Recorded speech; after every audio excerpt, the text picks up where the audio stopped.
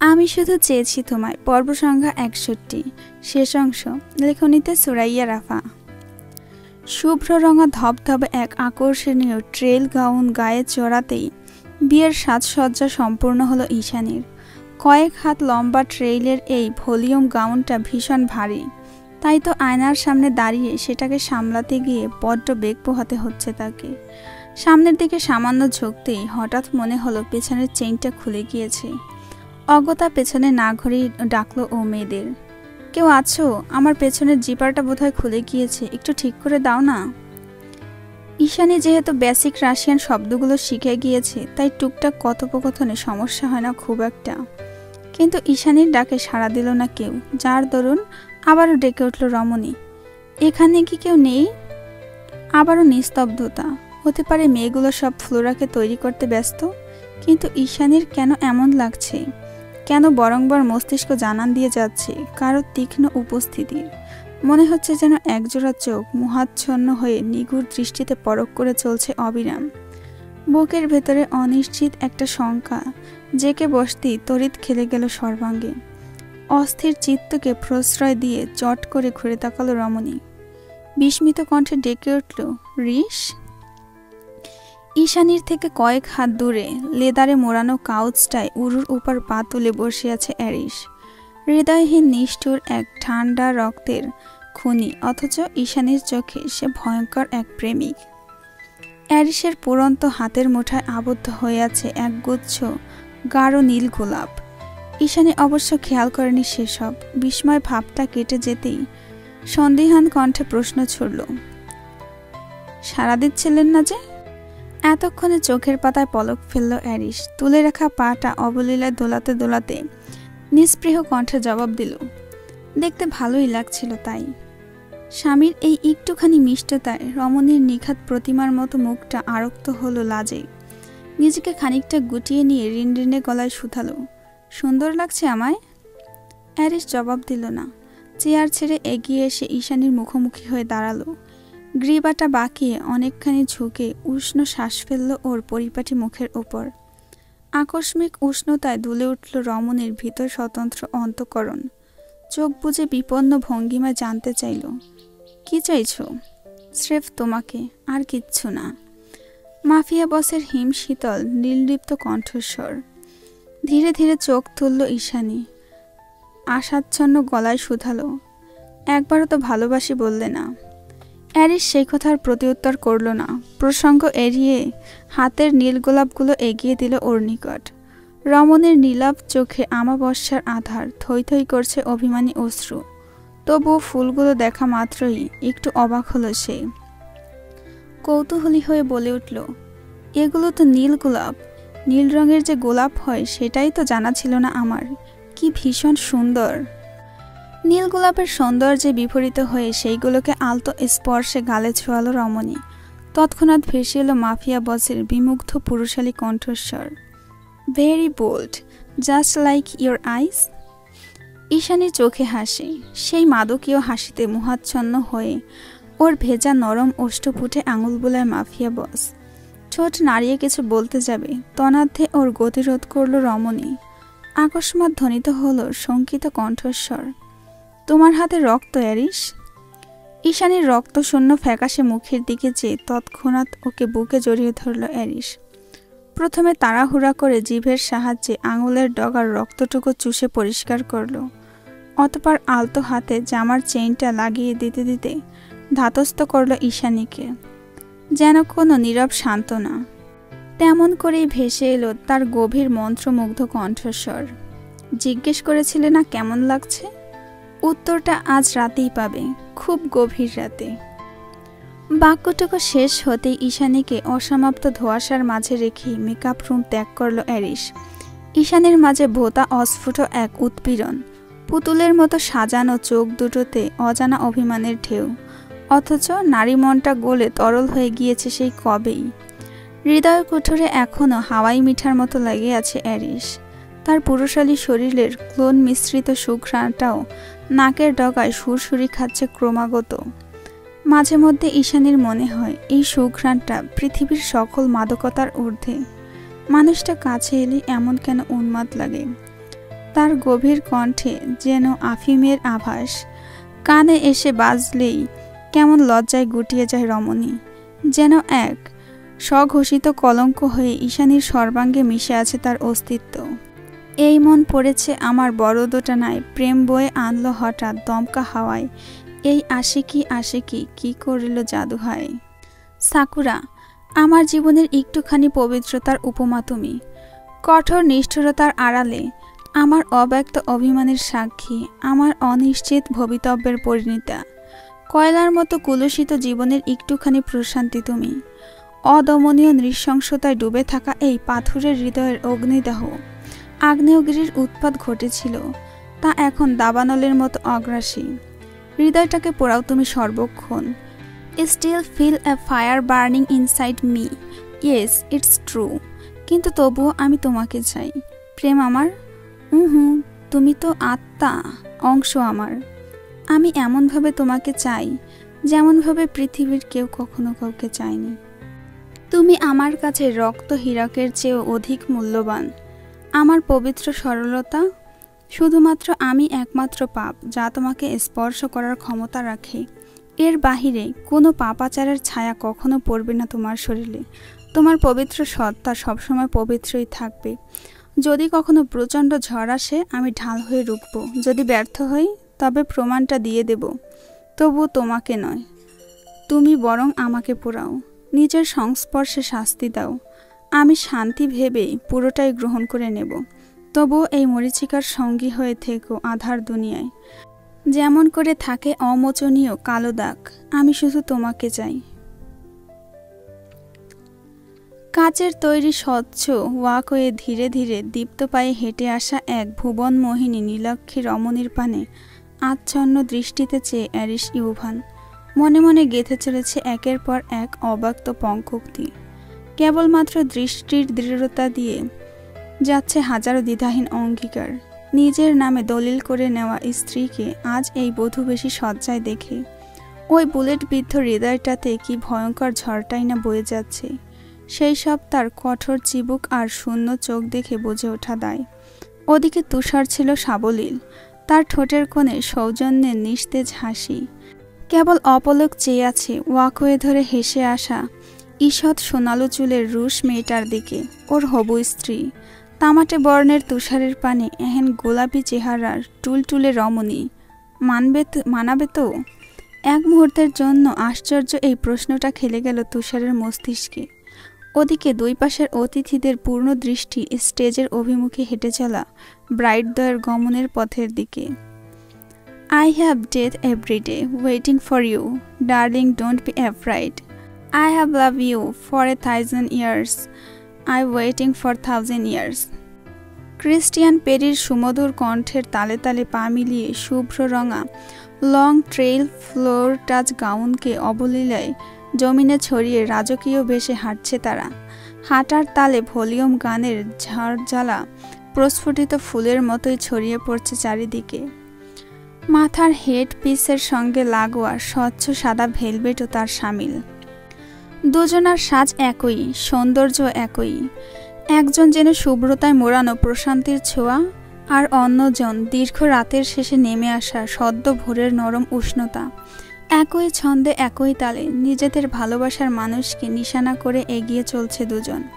পার্থক্য শুধু এতটুকু, ঈশানীর হাতে আবদ্ধ একগুচ্ছ নীলগোলাপ, শরতের মেঘমুগ্ধ আকাশের মতোই সেই গাঢ় রং, আর ফ্লোরার হাতে একগুচ্ছ শুভ্র স্নিগ্ধ ফুলের বাকেট, যার নাম বেবিস ব্রেথ। স্টেজে দাঁড়িয়ে থাকা দুজন সুদর্শন গ্রুমের মধ্যখানে দাঁড়িয়ে আছেন ডক্টর মাধভী। বিচক্ষণ পরিপক্ক শক্ত তার মুখের গাঁথনি। তিনি আজ ডক্টর নয়, প্রিয়েস্ট হয়ে এসেছেন। অ্যারিস আর তুষারকে বিয়ের শপথ পড়ানোর দায়িত্ব তার। অবশেষে ওরা যখন হেঁটে এসেছে, গ্রুমের মুখোমুখি হয়ে দাঁড়ালো, ঠিক সেই সময় অভ্যর্থনা অনুষ্ঠানের সূচনা করলেন মাধভী। ঈশানী স্টেজে এসে দাঁড়িয়ে সবার আগে দৃষ্টিপাত করল ইয়াসের পানে। ছোট্ট স্ট্রেইলারের মাঝে প্রথম সারির অতিথিদের সঙ্গে বাবু হয়ে বসে আছে সে। জাঁকজমকপূর্ণ এই অনুষ্ঠানের মর্মটা ঠিক বোধগম্য না হলেও বাবা মায়ের একত্র দর্শনে তার কচি কোমল ঠোঁটে লেগে রয়েছে বিস্তীর্ণ হাসির ঢেউ। কোনো এক অজানা খুশিতে হাত পা ছুঁড়ে নিজের অনুভূতি ব্যক্ত করছে সে। ছেলের হুটোপুটি অবলোকন করে চোখে হাসল ঈশানী। তারপর দৃষ্টি ঘুরিয়ে চোখ রাখল একজোড়া প্রাণ শূন্য নির্জীব চোখে। ফলস্বরূপ অচিরেই অনুভব হলো চোখের মালিকের নিরবধি বেকুলতা। বিয়ের সূচনা হতে না হতেই ঝিরে ঝিরে স্নোফল হতে লাগলো। হিমি হিমি হাওয়া ভর করে সুদূর আকাশ থেকে গায়ে এসে ঠায় জমাচ্ছে শুভ্র তুষারের কুচি। আবার পলক ছাড়ার আগেই হাওয়াই মিঠার মতো গলে যাচ্ছে সেগুলো। এ যেন বিয়ে নামক শুভক্ষণে স্বয়ং প্রকৃতির আশীর্বাদ। চারিপাশে হাড়হিম কনকনে ঠান্ডা বাতাস, অথচ ফ্লোরা আর ঈশানী বিমূঢ় নির্লিপ্ত। দুজনকেই অদৃশ্য বলয়ের মতো ঘিরে আছে সুখ সুখ এক অদ্ভুত উষ্ণতা, যার দরুন স্নোফলের মাঝেও তাদের কপালে ফুটছে আরক্ত উষ্ণ আভা। বিয়েটা যেহেতু মাফিয়াদের মধ্যে, তাই কারোরই বিয়ের শপথ করা হলো না। যদিও মাফিয়া বস ইতোমধ্যে হাজারো অভক্ত শপথ করে বসে আছে ওই একহারা বাঙালি রমণীর নামে। আর তুষার, তার অভিব্যক্তি বোধগম্য নয়। সে কি দায়িত্বে জড়াতে চাইছে নাকি ভালোবাসায়? ফ্লোরা এখনো অনিশ্চিত। তার এলোমেলো ভাবনাগুলো মস্তিষ্কে হুলের মতো বিচ্ছে। শুয়োপোকার মতো নীরবে খেয়ে যাচ্ছে রমণীর অন্তর। এই লোকটাকে আর কবে বুঝতে পারবে সে? বিয়েটা আদৌ সংসার অবধি করাবে, নাকি সর্বহারা কুলসিত বলে কেবল নামমাত্র স্ত্রী হয়ে থাকবে ফ্লোরা? আর যাই হোক, এত কিছুর পরে তুষারের অবহেলা অন্তত সহ্য করতে পারবে না মেয়েটা। ফ্লোরার ভাবনার মাঝেই ডক্টর মাধবী সাধারণ আনুষ্ঠানিকতা পালনের উদ্দেশ্যে তাদের দুজনের সামনে এসে দাঁড়ালেন। দুজনকে ইশারা করে খুব সাবলীলভাবে বললেন, দুজন দুজনের হাত ধরুন। প্রথম হাতটা তুষার বাড়ালো ফ্লোরার দিকে। এক বুক সংশয় নিয়ে ফ্লোরাও সেই হাতে হাত রাখল। ভীষণ যত্ন সহকারে রমণীর শীর্ণ হাতটাকে আঙুলের মধ্যে ঠাঁই দিল মানব। এতটুকুই ঘাম ধরে গেল ফ্লোরার। পরিস্থিতিটাকে স্বপ্ন বলে মনে হচ্ছে। ঠিক তখনই ভেসে এলো মাদ ভাইয়ের গভীর কণ্ঠস্বর। তিনি এবার এক হাতে মাইক্রোফোন আর অন্য হাতে স্ক্রিপ্ট তুলে নিয়ে তুষারের উদ্দেশ্যে বললেন, প্লিজ আমার সঙ্গে বলুন। অতঃপর প্রিয়েস্টের সঙ্গে বলতে আরম্ভ করল তুষার। সেই বাক্যগুলো যা পাঠ করার সঙ্গেই স্নোফ্লেক্স নামটি সূক্ষ্মভাবে জুড়ে যাবে তার জীবনের সঙ্গে, তার দায়িত্বে, তার অধিকারের এক নিষ্ঠতম। আমি তুষার জাওয়াত মিকাইল ফ্লোরা পেট্রোভাকে আমার আইনসম্মত স্ত্রী হিসেবে গ্রহণ করেছি। আজ থেকে জীবনের শেষ পর্যন্ত তোমার সঙ্গে দুঃখে সুখে, হাসি কান্নায়, এমনকি সমস্ত জটিলতায় পাশে থাকব। অসুস্থতায়ও সুস্থতায়ও, সমৃদ্ধি ও অভাবে, সব সময় সব অবস্থায় তোমাকে ভালোবাসবো ও মর্যাদা দেব। তারপর তুষারের পরে ফ্লোরাকে একই নিয়মে জিজ্ঞেস করা হলো, মিস ফ্লোরা পেট্রোভা, আপনি কি তুষার জাওয়াতকে আপনার আইনগত ও বৈধ স্বামী হিসেবে গ্রহণ করতে রাজি আছেন? তার সুস্থতা অসুস্থতা, ধনী বা দরিদ্র অবস্থায়, কিংবা জীবনের জটিলতম পর্যায়ে আপনি কি ভালোবাসা দিয়ে জীবনভর একসাথে থাকতে চান?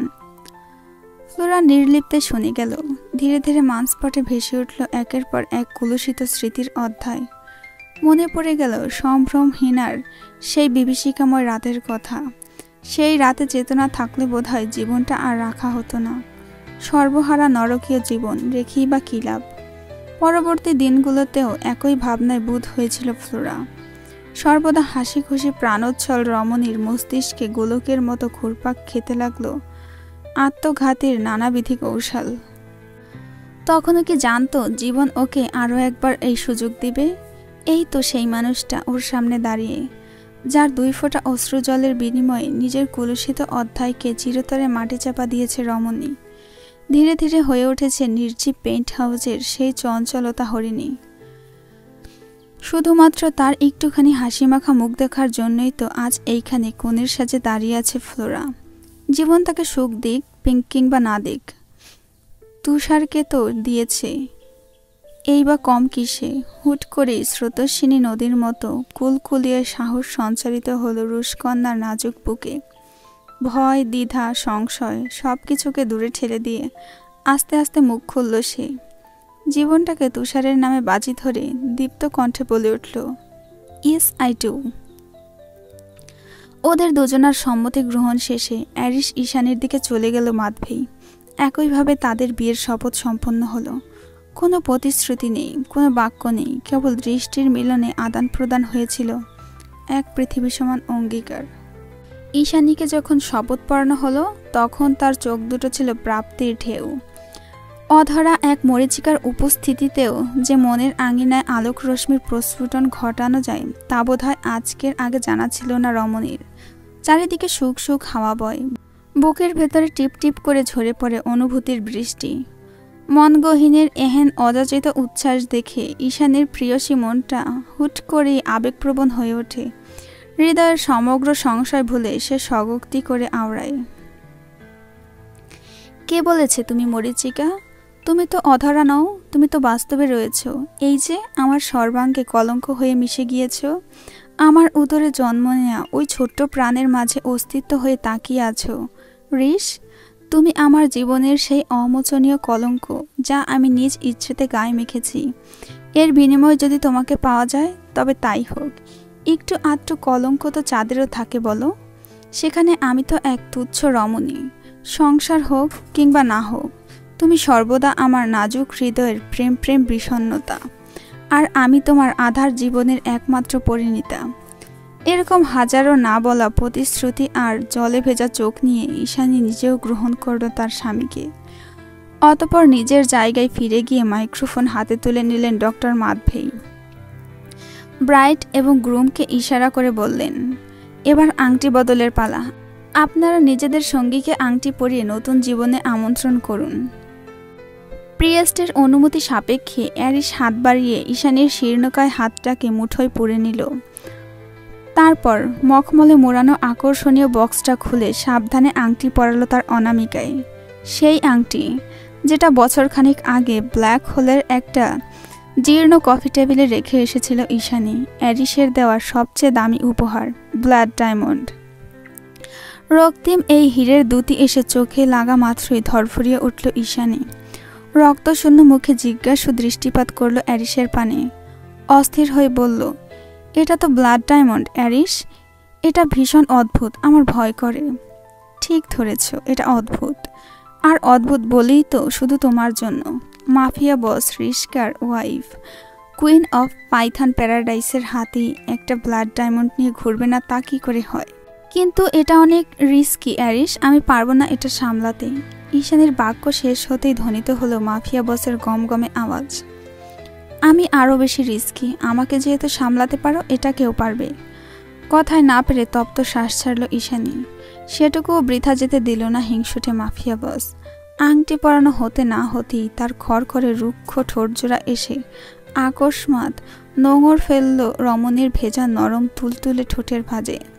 ঠোঁট গলিয়ে নিঃসৃত হওয়া তপ্ত শ্বাসটুকু গিলে নিতেই প্রগাঢ় হলো স্পর্শ। অ্যারিসের বন্য দংশনে দিশেহারা রমণী, সেই সঙ্গে স্তব্ধ হয়ে আছে পুরো ওয়েডিং ভেন্যু। সবার গোল গোল চাহনি দেখে অপ্রস্তুত হয়ে পড়ল ঈশানী। সহসা অ্যারিসের শক্ত কবজার মধ্য থেকেই বিব্রত অথচ অস্পষ্ট কণ্ঠে বলে উঠল, রিস, পাগল হয়ে গিয়েছ? সবাই দেখছে, হু কেয়ার্স? ঠোঁটের প্রগাঢ়তায় লাগাম টেনে সংক্ষিপ্ত বাক্যে জবাব দিল অ্যারিস।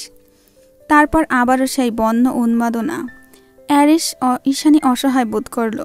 অনুনয় কণ্ঠে বলল, অ্যারিস প্লিজ, তুমি বলেছিলে নেশা বাদ দিতে, আমি বাদ দিয়েছি, এখন কেন না করছো? তাই বলে এইভাবে? প্রিয়েস্ট এখনো কিস করার অনুমতি দেয়নি তো? অ্যারিস যেন বেপরোয়া উন্মাদ। ফলস্বরূপ লাগামহীন উন্মুক্ত স্বরে প্রত্যুত্তর করল সে, তুমি আমার, পুরোটাই আমার। বিব্রতকর ব্যাপারটাকে ধামাচাপা দেওয়ার জন্য দ্রুত হাততালি দিল মাধবী। সঙ্গে সঙ্গে অজস্র করতালির সয়লাভ ভেসে এলো উপাসের অতিথি ভেন্যু থেকে। এরপর তুষারকে ইশারা করে তিনি বললেন, you may now kiss your bride. Tushar তখনও ফ্লোরাকেই দেখছিল। এই মুহূর্তে তার দুচোখ ঝাপসা হয়ে আছে দুনিয়ার সমগ্র অনিশ্চয়তা। কেবল এই মুখটা ছাড়া সব কিছুই যেন অর্থহীন, অপ্রয়োজনীয়। মাধবীর প্রত্যক্ষ আদেশটুকু কর্ণগোচর হতেই একটু নড়েচড়ে উঠল ফ্লোরা। চোখ নামিয়ে দৃষ্টি রাখল পায়ের পাতায়। তবে বেশিক্ষণ এই লজ্জা মিশ্রিত মুখটা লুকিয়ে রাখার সুযোগ পেল না রমণী। তার আগে চমকপ্রদ পন্থায় কাজটা করে বসল তুষার। না, ঠোঁটে নয়, ফ্লোরার কোমল হাত দুটো মুঠোয় পড়ে ধীরে ধীরে ঠোঁট নামালো তুষার। অতপর অতি সংবেদনশীলভাবে পরপর দুটো চুমু খেল রুশ রমণীর শীর্ণকায় হাতের পৃষ্ঠে। স্বামীর প্রথম স্পর্শে থরথরিয়ে কেঁপে উঠল ফ্লোরা। প্রবল আড়ষ্টতায় জমে গেল তার অন্তর। ফ্লোরার শরীরের সেই মৃদু কম্পন এড়ায়নি তুষারের দৃষ্টি। সহসা খানিকটা দূরত্ব বাড়ালো সে। রমণীর পানে পূর্ণ দৃষ্টিপাত করেই পুরো দ্বীপকে সাক্ষী রেখে গভীর স্বরে ডেকে উঠল, হেই ওয়াইফি। স্বামীর এই আহ্লাদী সম্বোধনে আকস্মাৎ থমকে গেল ফ্লোরা। তার দিশেহারা অস্থির দৃষ্টি স্তব্ধ হয়ে রইল যন্ত্রমানবের নির্লিপ্ত চোখের পাতায়। মেয়েটা দম ফেলতে ভুলে গিয়েছে যেন, কেবল আকুল নয়নে দেখছে সেই মানুষটাকে যে ওকে কড়া শাসনে শাসিয়ে বলেছিল, বিয়ে, সংসার, স্বাভাবিক জীবন এইসব মাফিয়াদের জন্য নয়, আমি কখনো বিয়ে করব না ফ্লোরা। তবে এখন কেন করলো এই বিয়ে? কেনই বা এতটা বেকুলতা নিয়ে ডাকলো ফ্লোরাকে? হৃদয়টা দ্রবীভূত হয়ে যাচ্ছে ক্রমশ। এইবার তাহলে কি হবে? শপথ বাক্যে ভালোবাসি শব্দটা ছিল, তুষারের মুখে ওই শব্দটা শোনার পরেও কেন যেন কোনো কিছুই অনুভব হয়নি ফ্লোরার। দমকা হাওয়ায় দুলে ওঠেনি অন্তর, কিন্তু মাত্রই যেন অনুভূতির জোয়ারে ভেসে গেল সব। হৃদয় জুড়ে অনুভূতির ঢেউ, একের পর এক পদরযুস্ত হয়ে ধসে পড়ছে অভিমানের দেওয়াল। তুষারের মুখের সামান্য এই সম্বোধনে পাহাড় সমান কষ্ট নিয়েও সেই রাতের অনুভূতির সাম্পান খোয়ায় দুলতে দুলতে ফ্লোরা স্বাদ পেয়েছিল পূর্ণতার। আসসালামু আলাইকুম এভরিওয়ান, কেমন আছেন সবাই? আশা করছি সবাই ভালো আছেন। আমি শুধু চেয়েছি তোমায় গল্পটা রানিং, আর এইটার এই পর্যন্ত এই 61টা পর্বই এসেছে। আগামী 15 দিন বাদেই লেখিকার পরীক্ষা শুরু, তাই এর মাঝে গল্প আর আসবে না। পরীক্ষার পরে তিনি ইনশাল্লাহ আবার গল্প শুরু করবেন। নতুন পর্ব আসলে আমি অবশ্যই আপলোড করে দেব। এর মাঝেই হয়তো নতুন কোনো গল্প শুরু করব। ততক্ষণ সবাই ভালো থাকবেন, সুস্থ থাকবেন। Take care. আল্লাহ হাফেজ।